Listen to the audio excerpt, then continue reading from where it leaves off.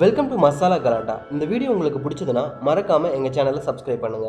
ஜெயலலிதா மரணத்திற்கு பின்னர் அதிமுக சசிகலா அணி, ஓபிஎஸ் அணி என இரண்டாக பிளவுபட்டுள்ளது.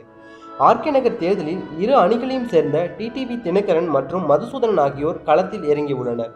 இதனால் இரு அணிகளும் ஒருவர் மீது ஒருவர் கடும் விமர்சனத்தை வைத்து வருகின்றனர்.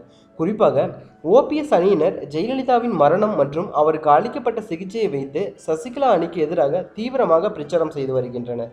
இந்நிலையில் தனியார் தமிழ் தொலைக்காட்சி ஒன்றுக்கு பேட்டியளித்த ஓபிஎஸ் ஜெயலலிதாவின் மரணத்தை அரசியலாக்கும் எண்ணம் தனக்கு இல்லை என கூறினார்.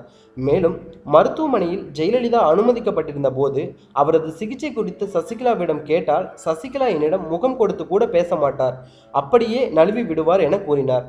ஜெயலலிதாவின் சிகிச்சை விவரம் முழுவதும் சசிகலாவுக்கு மட்டுமே தெரியும். எங்களுக்கு ஜெயலலிதாவை காப்பாற்ற முடியவில்லையே என்ற ஏக்கம் உள்ளது எனவும், நான் ஜெயலலிதாவுக்கு மட்டும் விசுவாசமாக இருந்தேன், அதனால் சசிகலா குடும்பத்தினர் என்னை அரசியல் விட்டே ஒதுக்க பார்த்தனர் என கூறியுள்ளார். மேலும் இது குறித்த கருத்துக்களை கமெண்ட் பாக்ஸில் பண்ணுங்க. அதுக்கு முன்னாடி எங்கள் சேனலை சப்ஸ்கிரைப் பண்ணாதவங்களா இருந்தால் சப்ஸ்கிரைப் பண்ணிடுங்க. Thank you so much.